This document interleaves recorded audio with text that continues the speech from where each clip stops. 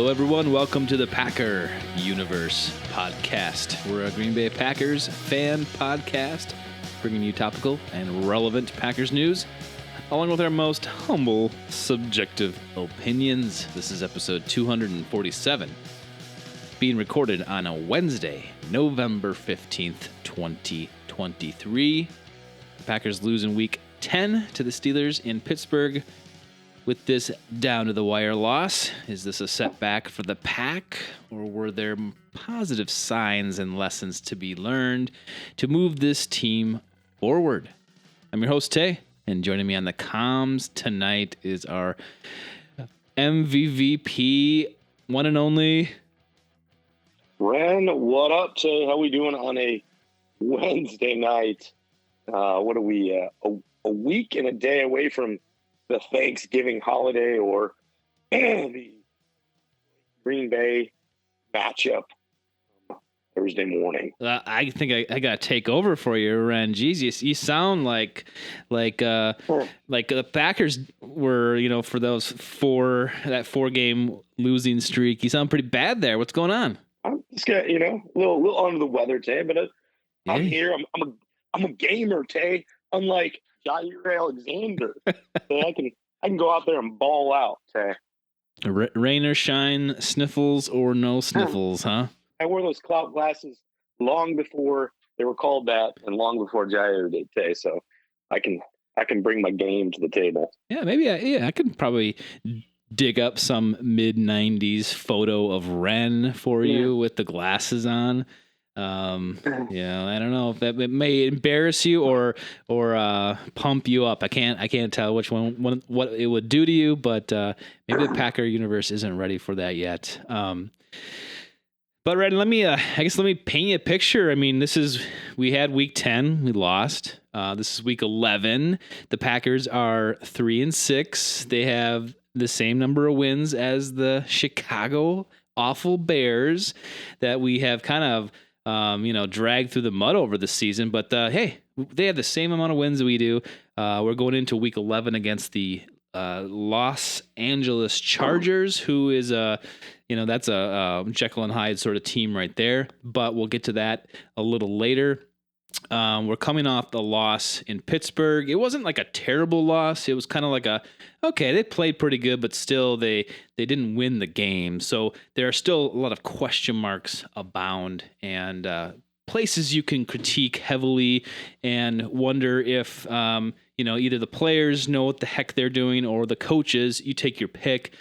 So I guess, with that said, Ren, we kind of emptied our feelings out after this last game on the first takeaway. If you haven't listened to that, go ahead. We recorded that right after the game. But kind of like, I guess, where are you at with this team? How are you feeling coming into week 11 with the Chargers coming into town?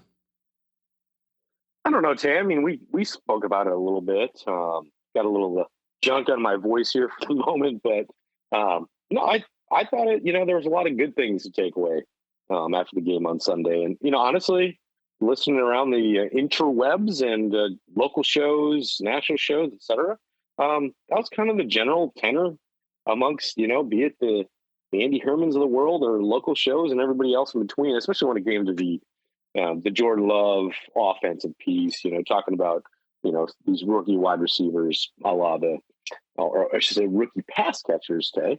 The Jalen Reeds and the Wicks of the world, and obviously the Lucas Musgraves of the world. So a lot of nice things were shown.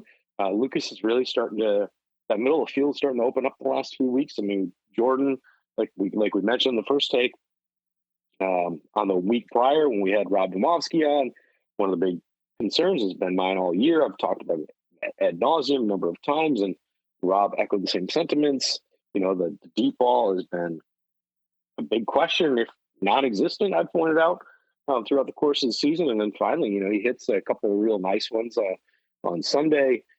Just looked a lot more poised in the pocket, delivering the football. So it was a good thing to see there. The run game was okay. Obviously, A.J. Dillon's been getting a little bit more into form the last couple of weeks, so that nice 40-yard run.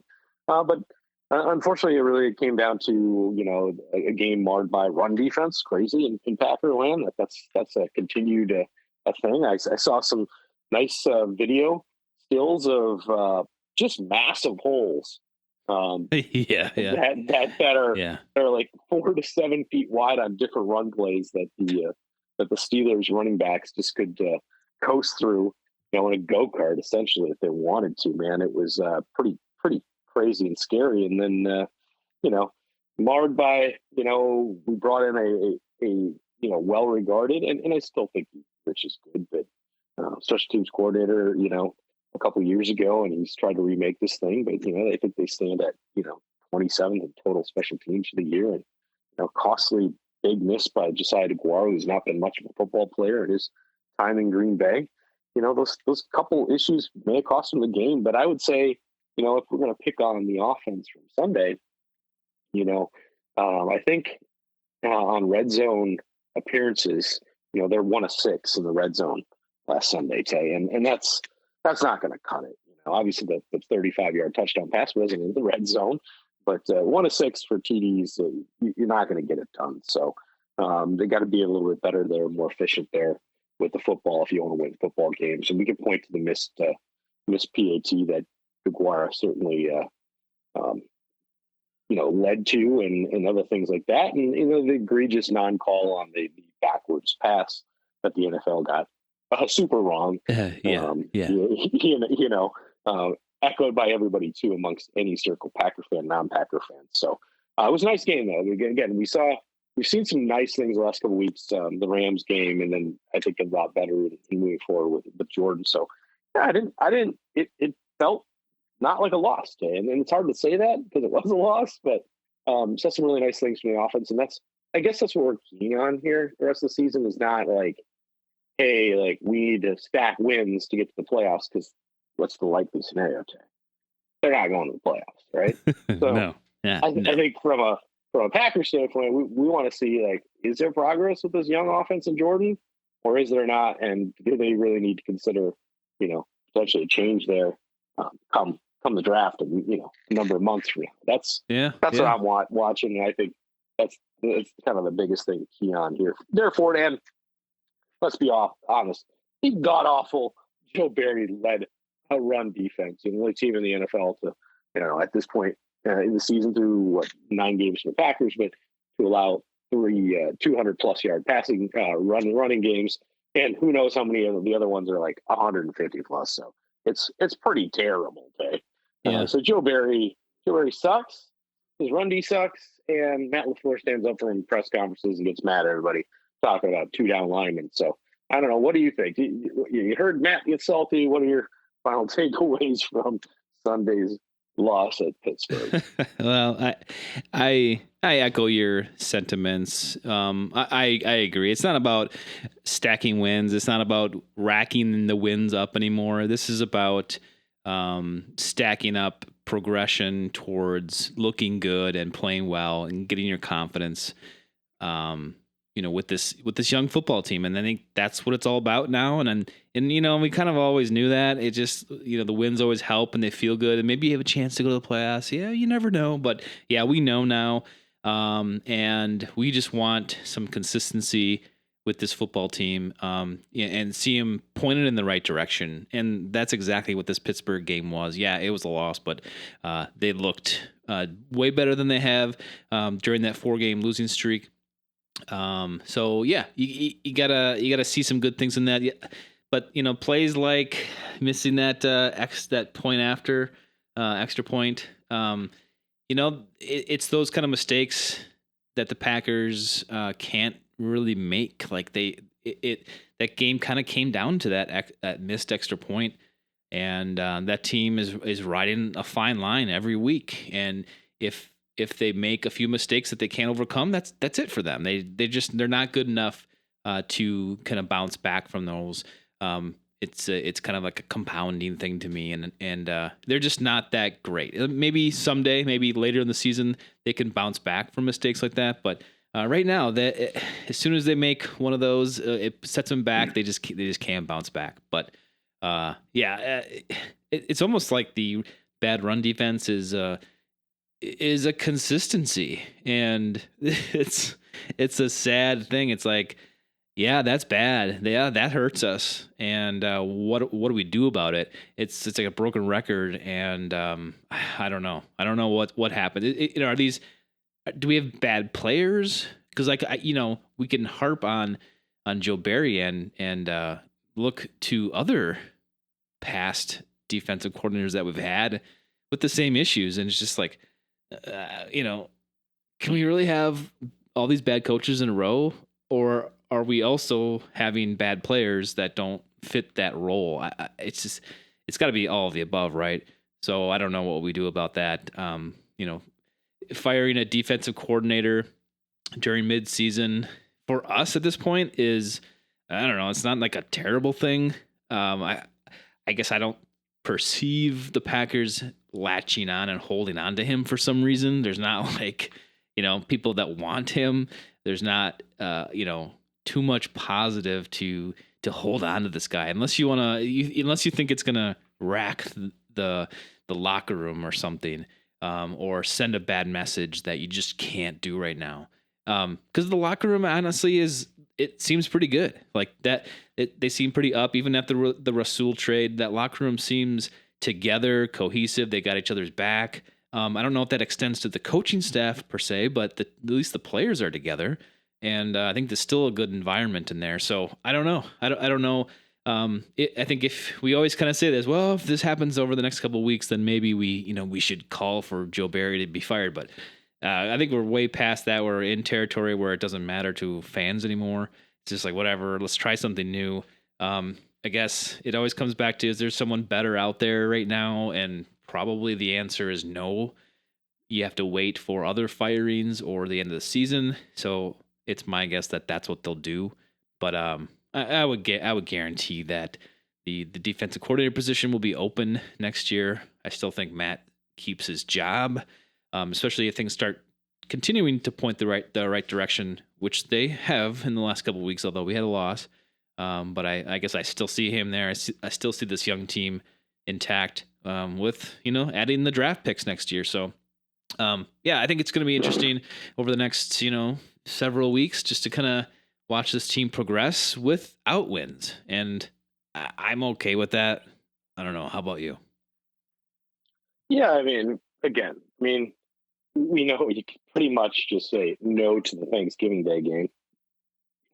Who knows this Sunday? This one's going to be kind of a interesting one to watch, but there are going to be a lot of games that I don't think you're going to see a dub coming, but there also are, Carolina Panthers of the world. The Bears close out the season, which is no gimme these days. They're talking about the same amount of wins and losses, or same amount of wins for both those football teams, as you mentioned earlier.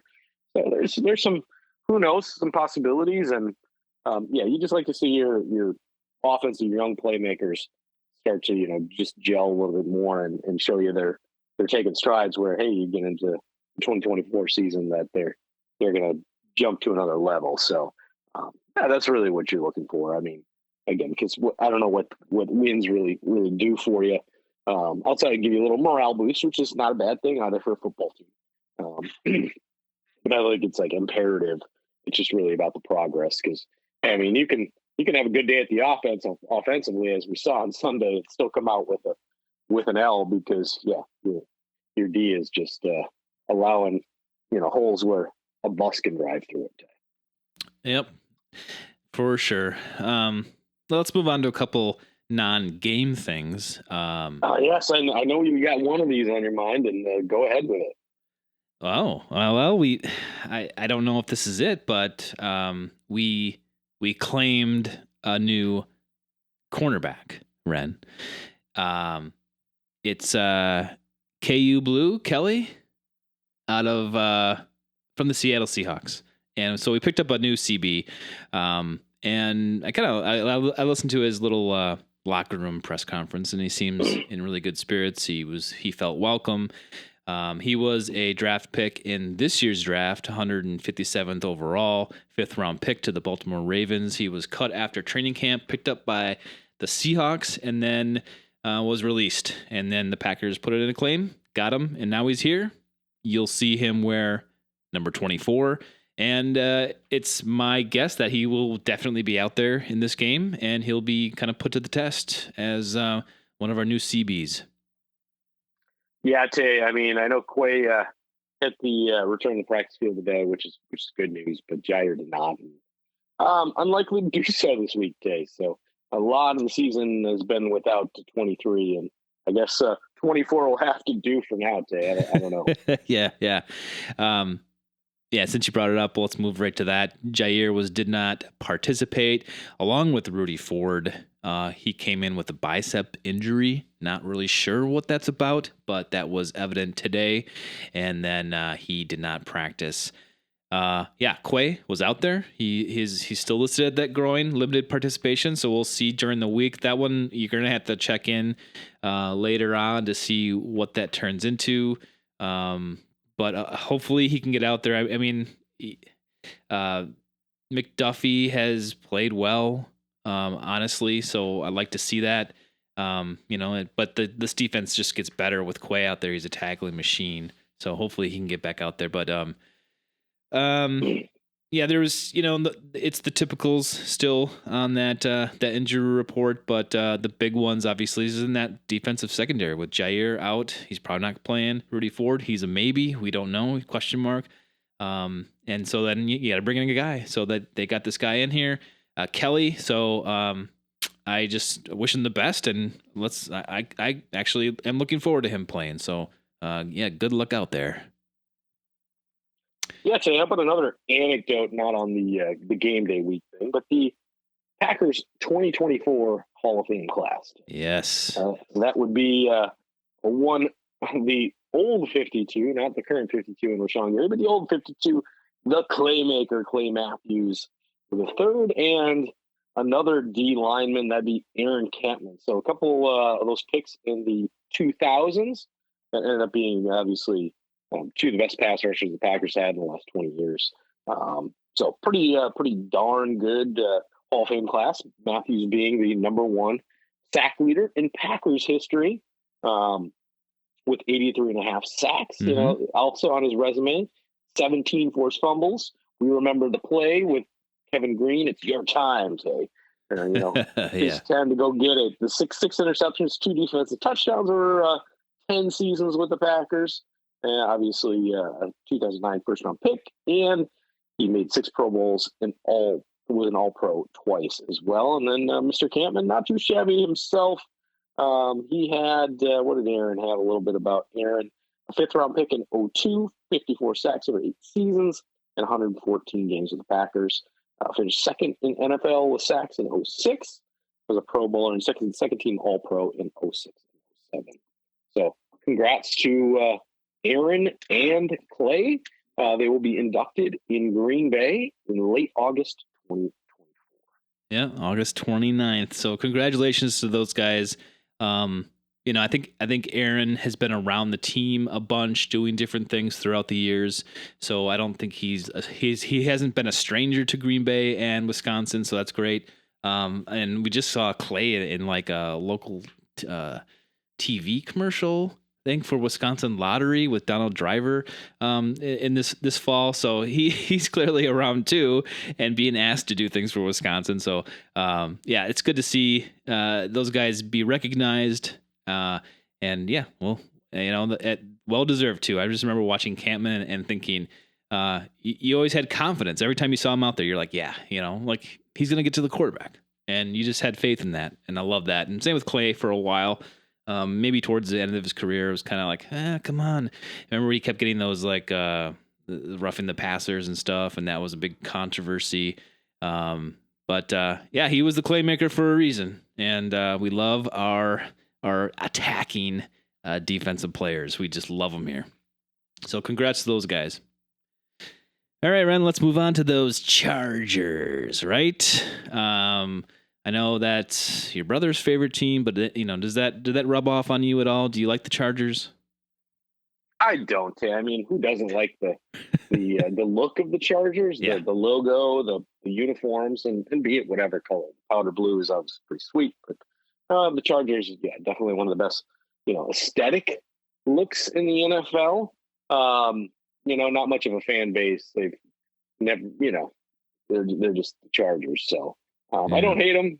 Don't, feel pretty ambivalent about the Chargers, but obviously way out in the AFC and a way out west, as they've always been generally.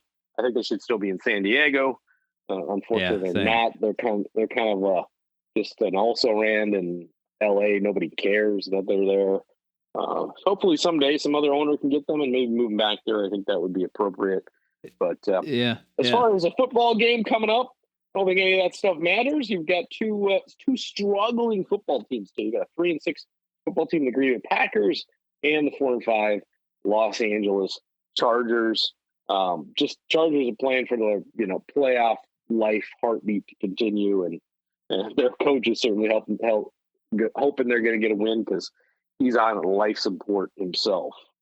Well, yeah, I mean, the Chargers are now 4-5. They fell one more game again after this last game against Detroit. They lost by 3, 38-41.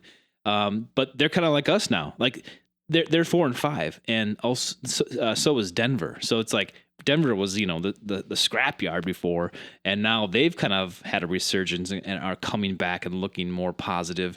But then you have. They have the same record as the Chargers now, so it's kind of like us with the Bears. It's like, oh crap, we have the same record as the Bears. Yeah, we have to get things moving here. Kind of the same thing for the Chargers. So they're kind of all over the place. You look at the roster, and you think like, oh, this team should be good, right? They should have all their stuff together, but they just they don't seem to connect. I mean, Justin Herbert at quarterback, Austin Eckler running back. You got Keenan Allen at the wide receiver. I mean, they have weapons, and in the past they've been great. It's just I don't know. So yeah, this is a team that's got to prove themselves coming into Lambeau. It's not preferable if you come from LA to Green Bay, although it's probably going to be pretty decent out on Sunday is my bet. They're probably thankful that they're not coming in December, but they're coming in, and they're going to have to kind of play. I think we're going to give them their best shot, and I don't know. We'll see. What else do you got on these guys? Yeah, so let's just start with the Chargers, man. What a weird team. The past 3-4 years, even since Herbert's been there, it's like they're like the fun, sexy pick to jump out and compete for the West with the Chiefs or compete and go deep in the playoffs in the AFC. They never are. There's always some reason that the Chargers just underperform. And hey, they're living up to the billing once again this year, man. I mean, this is a team led by a coach in Brandon Staley that that's a defensive minded coach, and his defensive philosophy clearly, Tay, does not translate. I mean, you got 12 games this season in the NFL in which an offense has picked up 475 or more yards of offense. The Charger defense today has allowed 4 of those games. So 1/3 of those massive yardage games go to one defense in particular.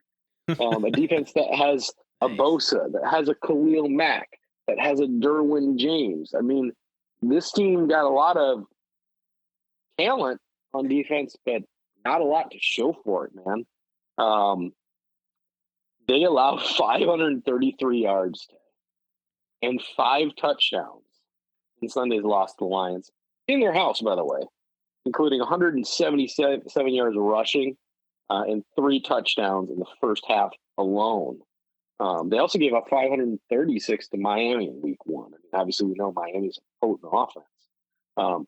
The Lions, Tay, against the Chargers in that 41-38 win for the Lions, or 41-38 loss to the Chargers, the Lions punted 1 time in 10 possessions, Tay. That tells you what you need to know about, again, just how inept Brandon Staley's defense is. This guy's still going to go ahead and call plays because he's going down with the ship, Tay. He's not going to make it through this season. Okay? There's no way. This team has continued to underperform. People were talking about him potentially being selected, or people wanted him for the defensive coordinator for Green Bay. Did you hear that any? I mean, this would be a logical choice because I think he came from the Rams. Like, he gets fired, like Matt LaFleur's gonna be like, "Ooh, Brandon Staley's available," and I'm gonna go, "No, no, no, no, no, no, no, no, no. We've seen that experiment. It doesn't work. Let's not try it out over here either." You'd essentially just be taking a lateral move with Joe Barry to Brandon Staley at this point. Get a different mind, get somebody else.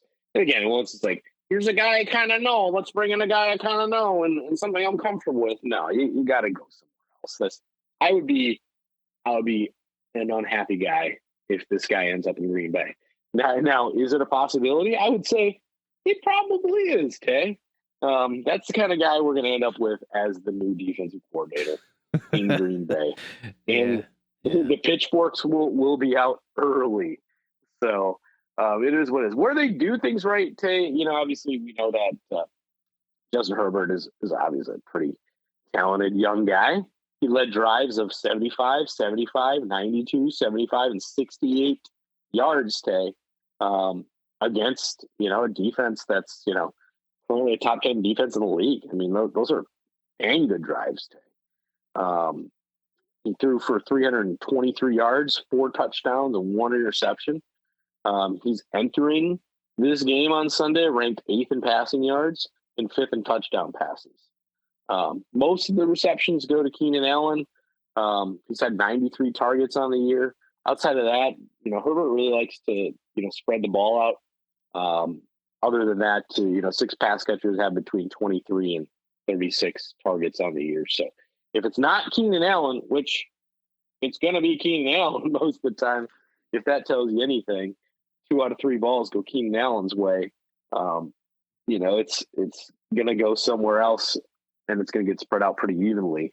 On with the run game, they're not a super prolific run game, even though we, from a fantasy perspective, everybody always thinks about Austin Eckler, but it's really obviously Joshua Kelly kind of led the first part of the year when Eckler was unavailable. They're still kind of splitting some duty there. They average 110, 120 yards a game. They're not prolific, but hey, they're playing the Packers, so time to get right there and really show out. Not good on them, Tay, on the injury front this week. They've got 5 prominent players on their team, and that'd be defensive lineman Sebastian Joseph Day. Keenan Allen's on the injury report this week. Gerald Everett, Khalil Mack, but he usually gets veteran rest, and then tight end Donald Parham as well. So 2 of their main tight ends, obviously their main wide receiver, and a couple of their big time defenders are banged up this week, Tay, and on that injury list. Well, we'll see something kind of, cool, because the Packers will be wearing their 50s classic uniforms. These are the green ones. I forgot the adjective green word for them, but we've seen these over the last few years. We had them debuted in 2021, but this is that gold and green uniform. And it's kind of cool. I don't know what, if anything, the Chargers are wearing, but they're probably just wearing their away uniforms. But yeah, look for those throwback uniforms on Sunday. Have you seen the 19? I think it's like 1950 to 1953 uniforms. Those are patterned after. The jersey is a little bit like more of a brighter green, because these deep greens that the Packers wear are pretty deep green. All the throwback looks, I think it's one of their better looks for sure. But I kind of like it to look a little bit more like the actual and brighten up that green a little bit, lighten it up. And the old 50s ones had yellow pants with it, and these green ones don't. It's kind of like green on green kind of theme. So I wish it looked a little bit more like that with the longer sleeves. Let's just make it look like super throwback. But maybe the players is like, we don't wear long sleeves anymore. We can't do that. It'd just be weird and make us uncomfortable. So who knows? I just wanted to point that out. I was looking at those mock-ups today with the 50s mock-up next to it. So yeah, I'm looking at one right now, and you're right. Like they had the longer sleeves, and if they weren't all the way long, they were like halfway down or whatever. And it has room for those stripes, and that just that look is the classic look with the yellow pants. And it's like they could have done the yellow pants here. I don't know why. You know, I think they kind of like they especially the Packers seem to always like kind of twist it a little bit to be more modern. Some of these other classic uniforms, you know, although they're not going back, you know, 60, 70 years to get inspiration, so, you know, some of these teams now are going back just like 20 years, and you know they look pretty sweet. And I'm an advocate for a lot of those uniforms, but yeah, the Packers I think should keep trying. You know, like maybe I don't know what their plan is, but maybe in a couple of years they go after something else. I love the blue personally, the blue and gold, but this one's not bad. I'd like to see them try something different, and maybe in 10 years from now we've gotten 2 more, and then we can kind of like, you know, have a little bit of flavor out there, and then maybe have a vote or something to see which one people want to keep around or whatever. But obviously with the 100 years plus history, there's a lot to choose from with the Packers, and that's a good thing. So we have that going for us. So Ren, what are your predictions? Let's have it. Well, Tay, do you know the line? What's the line, Tay? Who's getting what here? I don't know the line. I'm gonna oh, go ahead. Another high noon tilt, Tay. Yeah. Lambeau. High noon. I'm gonna say it's 4.5 to the Packers. That's what I'm saying. You are way off on this one, Tay. It is the away team getting 3, Tay. Really? I think they're looking at that juggernaut of an offense and looking at that non-juggernaut of a defense. That'd be Joe Barry's. All right. Hey, I think that the Chargers offense can put up some points on these boys. So that is the line. Chargers getting 3. What do you think, Tay, before I give you my score prediction and we get the heck out of here on a Wednesday night? Man, I don't know if I agree with that line, but maybe Vegas is just looking at like the roster sheet or something, but or maybe they are right and they're looking at, you know, our stupid run defense. But I'm gonna, you know, we only scored not even 20 last week, so I'm gonna put us over 20. I'm gonna say the Packers 24. Chargers 28. We get an L. And I'm going to go 31-23 Los Angeles. All right. I thought maybe you're going to say Packers, but you know better. I think we've the pendulum has swung the other way. Now we're just going to probably forecast a loss going forward until we get proved wrong. I think maybe you could twist my arm when they play the Giants upcoming day, or maybe Carolina. I think potentially I could be twisted there, regardless of what's happening between now and then to pick the Packers. That's in 4 weeks. We got plenty of time, but I think like in general, Ren, I think, and we kind of, you know, laid this sentiment out before.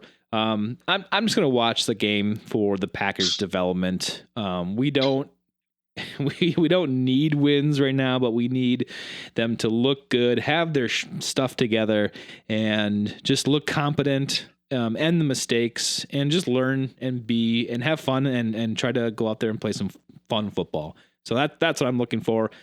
I'm not, you know, insert opponent here. You know, I don't even care who it is anymore. It doesn't matter, right? It really doesn't, because what do you get out of this?